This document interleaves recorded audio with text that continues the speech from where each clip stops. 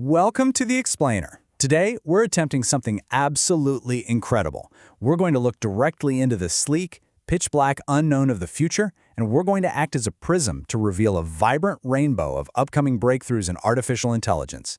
And here's the thing, we aren't just guessing what happens next. We are literally predicting future science by analyzing the actual data, papers, and proceedings that the world's brightest minds are preparing right now for the next major frontier. This isn't speculative fiction, folks. This timeline charts out actual, scheduled, future academic proceedings stretching from August 2025 all the way through July 2026. By examining the accepted papers, the open problems, and the workshops from these upcoming conferences, we basically get a chronological crystal ball into the global scientific obsession. We get to see exactly what problems AI researchers are solving tomorrow, today. Okay, let's dive into this. Here is our roadmap for today. We're looking at 6 distinct facets of future AI research: the quest for AI efficiency, fixing multimodal AI bias, lifelong learning in AI agents, AI for dynamics and control, deepening machine learning theory, and the next frontier, causal AI. Starting with number 1, the quest for AI efficiency, doing more with less. Before we can make AI exponentially smarter, the science of 2026 dictates that we have to make it fundamentally leaner and faster. A major focus in March 2026 is the Conference on Parsimony and Learning in Germany. Against the backdrop of massive, energy-hungry tech, parsimony shines really bright. It's the principle of economy and model building. It's all about achieving maximum predictive power using the absolute fewest necessary parameters. So, the science of the future proves that AI development isn't just about throwing more and more computing power at a problem. It's about doing far more with far less. Now, what's really interesting about all these incredibly dense academic titles is that they actually represent a massive human quest to make AI accessible to everyone. We've got papers like ROSE and Cannistraggini-Hebb training, exploring sparsity and pruning. In everyday terms, researchers are finding ways to trim the dead weight out of massive language models without losing their smarts. And with frameworks like LMMQ, the goal is efficient, lower precision training specifically for consumer GPUs. This means the future of AI isn't locked away in some billion-dollar server farm. It's being heavily optimized to run on the everyday hardware sitting right on your desk. Moving to Section 2, fixing multimodal AI bias, representation, risk, and repair. In January 2026, researchers are set to tackle deeply rooted flaws in static AI. We're talking about cultural representation bias, a phenomenon known as expert collapse, and the subtle risk preferences of human annotators, all acting as huge catalysts for systemic bias. To solve this, scientists aren't just treating bias as a simple software bug anymore. They are literally bringing in physics-based phenomenological characterization, analyzing the actual structural forces of the models to identify and repair errors across different media modalities. Which brings us to a really massive question posed by the upcoming literature. Can we truly overcome compositional failure when different AI modalities collide? Because when an AI has to understand a culturally nuanced image and simultaneously generate text about it, things tend to break down. Let's take a breather and think about that. Fixing bias isn't just an option or some ethical nice-to-have in 2026. It is a strict mathematical requirement for future tech to actually function correctly out in the real world. Section 3, Lifelong Learning in AI Agents, Breaking the Reboot Cycle. Right now, when an AI needs to learn something completely new, it often has to be essentially factory reset, retrained from scratch. But by August 2025, the focus shifts entirely to agents that adapt on the fly. You can see the clear relationship here between complex theories and real-world challenges. Adapt on the go is directly addressing single-life robot deployment. Basically, if you send a robot to Mars or even just into a brand new factory, it can't afford to reboot and forget its past. It has to learn continually.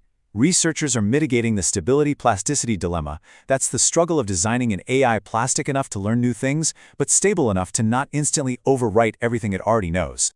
And this brilliantly illustrates how they're pulling it off. One specific upcoming paper outlines a memory storyboard. Future AI agents will capture streaming video from their own perspective, apply temporal segmentation to build a storyboard, and then utilize streaming self-supervised learning continuously over time. It's a step-by-step process mimicking human episodic memory. This is a total game changer, shifting the paradigm from static dataset training straight into streaming lifelong learning. That brings us to 4, AI for dynamics and control, taming the physical world.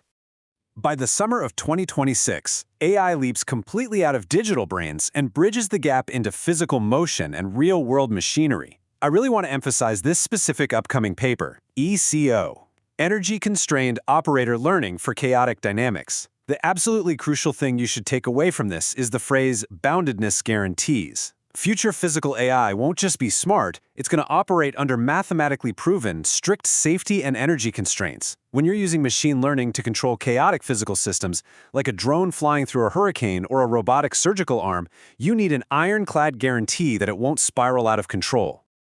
We're seeing this massive push for physical safety across the board in the 2026 proceedings. Things like improving electric vehicle aggregate flexibility with end-to-end learning, evaluating LLMs for safety verification with barrier bench, and safe planning via adversarially robust conformal prediction. This is how complex math translates directly into safer self-driving cars, incredibly smart and resilient electrical grids, and AI that we can actually trust to interact safely with our physical world. Number 5. Deepening machine learning theory, the mathematical core. So the crucial point is that in June and July 2026, we enter the realm of pure math, the theoretical foundation that props up literally all the flashy applications we've talked about so far. Even in 2026, the world's top scientific minds are still actively trying to map the extreme theoretical boundaries of deep learning versus traditional, much simpler linear models. They are still asking fundamental questions about why, exactly, deep networks work as well as they do across different distributions of data. The literature neutrally outlines a really fascinating push and pull going on here.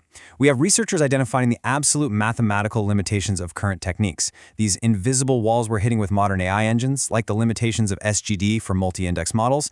But on the flip side, scientists are pushing right back into new horizons. They're discovering highly efficient ways to perform robust regression with fewer data samples and proving that graph neural networks can extrapolate effectively out of distribution, meaning they can handle data they've never even seen before. It's this relentless mathematical march toward faster, much more robust algorithms. And finally, Section 6, the next frontier, causal AI, beyond simple correlation. In the April 2026 proceedings, scientists are tackling what many consider the ultimate holy grail of machine learning. We are moving way beyond the simple correlation of, well, this thing happened and then this thing happened, to truly understanding cause and effect. The breakthroughs slated for presentation here are just phenomenal.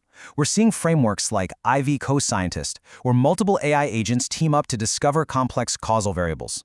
We see causal process models reframing dynamic graphs entirely as a reinforcement learning problem. And then there's causal articulation theory, which forces AI to move beyond just spitting out a rational-sounding hallucination and actually articulate real static and temporal causal models. Future AI won't just predict what happens next, it will actually understand why it happens. Let's move to see how this builds into real-world applications with things like bivariate causal discovery. Researchers are using advanced information theory approaches to figure out exactly which variable is the cause and which is the effect between two data points. Understanding causality at this granular level is going to fundamentally change entire industries.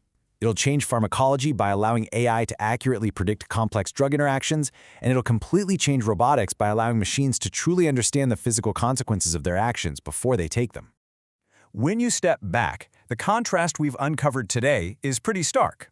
We are moving away from the darkness of current limitations, static, biased, resource-heavy computing that only understands simple correlation, and we're rapidly moving toward a bright, rainbow spectrum of solutions. Intelligence that is lifelong, incredibly parsimonious, physically safe, and completely causally aware. So I want to leave you with this thought. We've just looked into a literal crystal ball of academic proceedings. If this is exactly where the greatest minds in science are taking us by 2026, how does knowing the future change the way we should be building, investing in, and understanding technology today? Keep that in mind as you watch the tech world evolve over the next couple of years. Thanks so much for joining me on this explainer, and I'll catch you next time.